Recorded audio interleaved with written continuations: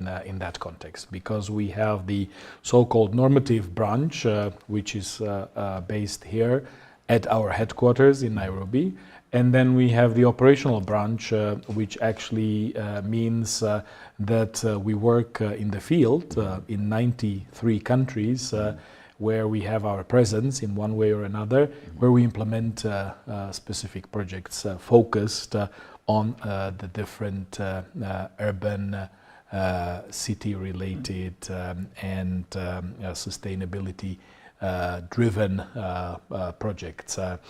And you hit the nail on its head also in the context of strategizing or preparing strategic directions for our work.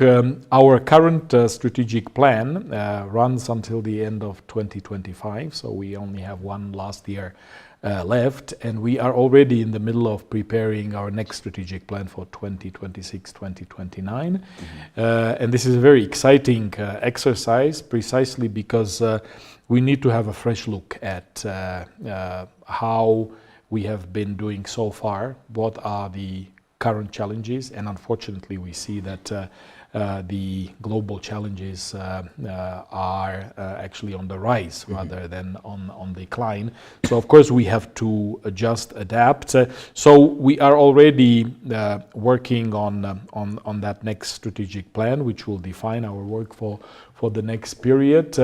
And we are going to put the issue of housing, affordable housing, together with access to land and basic urban services back to the center of our attention, and yes, everything else, the areas of impact and the drivers of change will be really built around that. So you know, we are heading in that direction, and we hope that it will help us be better equipped for the policies that are needed for today and for the future, but also to assist our member states, including the ones in sub-Saharan Africa, in a really very practical and well-targeted way. And I am proud to say that we have been doing that very successfly already, especially, of course, in Africa, but also in other parts of the world, and certainly intending to further scale up. Yes, indeed, quite interesting. Well, doing quite much, but there is also one point actually that you mentioned earlier that I wish us to go back maybe and talk about it, and that is now the UN Habitat and involving the youth.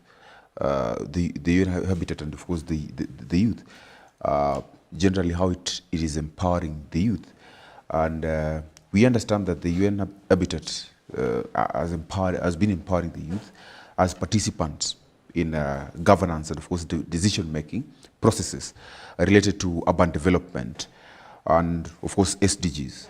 Maybe you could share examples to people who do not really understand what UN Habitat is doing specifically in empowering the youth, and maybe are there opportunities that, and who even should join these opportunities, what kind of youths maybe?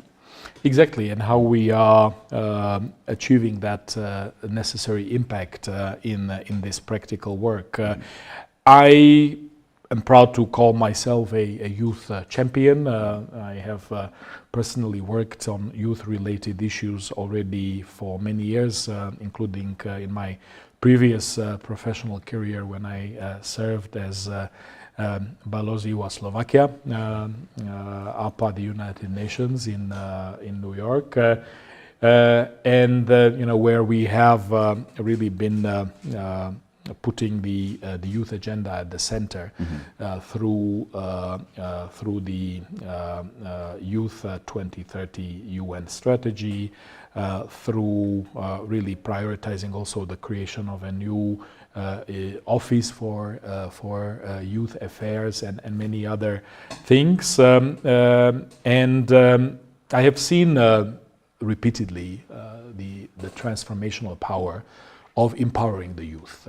And of course, that very much includes our women and girls, young women and girls that need to really be given the opportunities to not only participate,